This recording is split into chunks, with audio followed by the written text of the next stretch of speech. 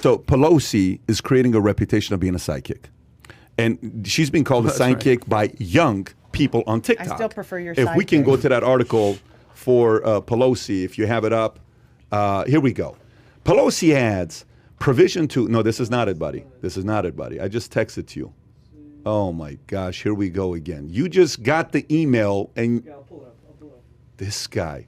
Don't pull that. See, look. Danielle, while we're waiting, break this down. Debt What's per the first citizen, thing that, $86,000 debt per citizen. $228,000 Does that include mortgage? debt per taxpayer. Jesus. That's Where why are we you need looking somebody on young this? and dynamic to try and tackle this. Okay, so people are calling that Pelosi a psychic, especially young investors, and this is why. Yeah. TikTokers are trading stocks by copying what members of Congress do, okay? Whale alert, Nancy Pelosi just bought $11 million in 4 stocks. The women of investing just spent $300,000 on this stock. How to join the exclusive group chats at the end, and they're giving a shout out to what Pelosi is doing. Young investors have a new strategy. Watching financial disclosure, sitting members of Congress for stock tips.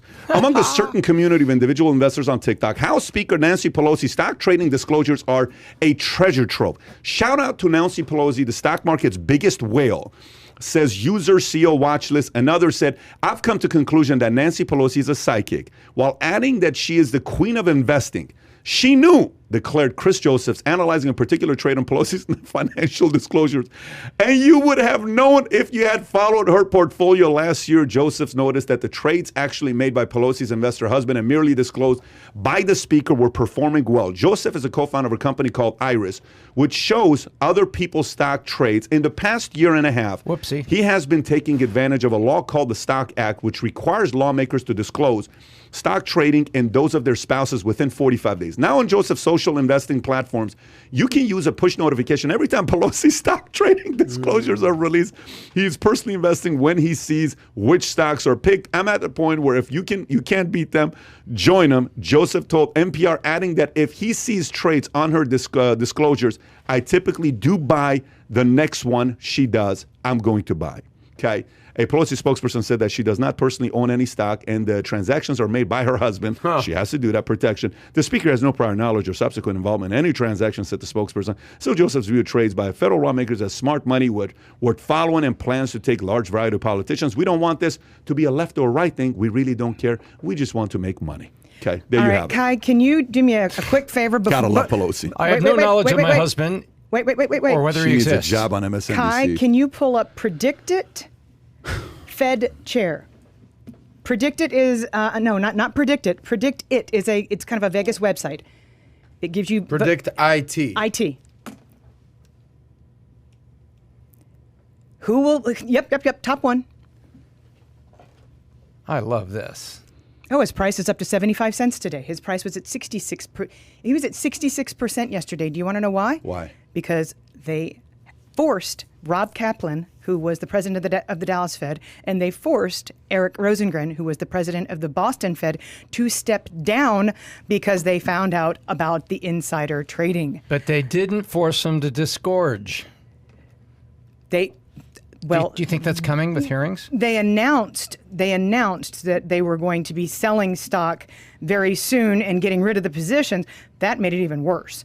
But all I'm saying is, So you're saying you actually on own it. September, Yeah, kinda. on September the 12th, Jerome Powell's chances of being the next Fed chair were 92%.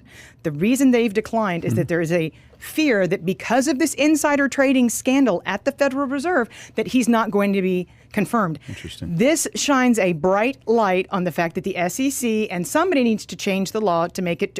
If it's not okay for Federal Reserve officials to basically insider trade, why is it okay for Nancy Pelosi to be the queen of insider trading? There's a law against that. It's called the Securities and Exchange Commission, the SEC.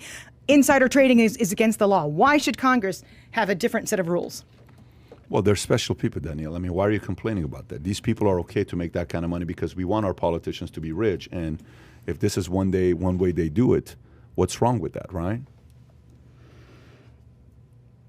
Do you speak sarcasm, Danielle? Yeah, I do. I just looked at all those 5 people, all those 5 names. Go back at the 5 names. You know the next 5 names that they're talking about? They're all Democrats. Any reason why? Elizabeth Warren wants Lael Brainerd to be the next Fed chair because Lael Brainerd will facilitate modern monetary theory, universal basic income.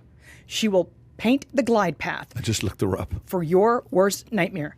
Negative interest rates and giving money directly to the United States people through accounts at the Federal Reserve, putting the conventional banking system in the United States of America out of business. That's why Elizabeth Warren is pounding the table on Lael Brainerd and saying, if the head of the Dallas Fed and the head of the Boston Fed were forced to resign, damn it, Jerome Powell should be as well. That's why Elizabeth Warren is saying it, because she wants Lael Brainerd to put socialism into law in America. Warren praises Brainerd, slams Powell. This is just recently. She called, a few days ago, she said that Powell was a dangerous man. A dangerous man. Does he look dangerous to you? Dangerous man. He looks wealthy. He is wealthy, but he was wealthy before. He was worth $100 million before he started at the Fed.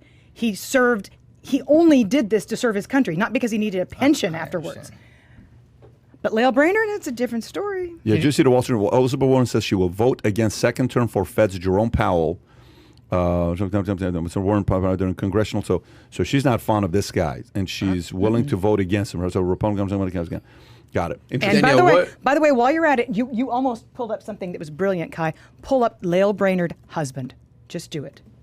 Just do it. I mean, you want to talk about a DC power couple? Ever heard of Kirk Campbell? One of Biden's biggest Chinese advisors? That's Mr. Brainerd. Thank you. That's her husband. That guy's Chinese? No, he has been. He's one of Biden's advisors on China. Danielle, what appointed grade in the Biden administration? What grade would you give Jerome Powell? This is nasty DC politicking. What grade would you give Jerome Powell for his tenure as chairman of the Fed? Probably a C- or a D. Okay. And when Janet Yellen was there? That's about where I was at. He's doing okay. Janet Yellen, an F. She's F. Who's the last person you'd give a decent grade to? Paul Volcker. When was he? He was right before Alan Greenspan came in and started basically that was in the 90s? backstopping investors. 90s? 80s. He's the one who 80s. tackled inflation. So you're saying we haven't had a passing grade decent chairperson of the Fed but in, I'm not, in but 40 years? You could stop anybody in my world and they would say the exact same thing. Who was the last good Fed chair? Greenspan, Bernanke, none of these guys? It is unanimous, and everybody will tell you Paul Volcker. Who was the best recent Fed chair? I don't think there has been one. So you didn't like Paul Volcker? Well, Volcker. Oh, BizDoc just dropped the hammer on Danielle right there. You're right, bro. Sorry. No, because I said Adam just wants to fight. He didn't give a shit about Wall Street, and he broke the back of inflation, and he had the balls to do it, and he stood up to his own board. There was mutiny on his Federal Reserve Board where they tried to oust him, and he broke the back of inflation when the country needed it. He had the balls to do it. What's your rebuttal, BizDoc? Let her know. No, I think she's correct on that. But our Federal Reserve Board, I've got deeper thoughts about it that align with her. This is the most corrupt institution. Hey, so if you enjoyed this little short segment from the podcast that we did, here's another short segment to watch. Or if you want to see the entire podcast, click over here. Take care, everybody. Bye-bye.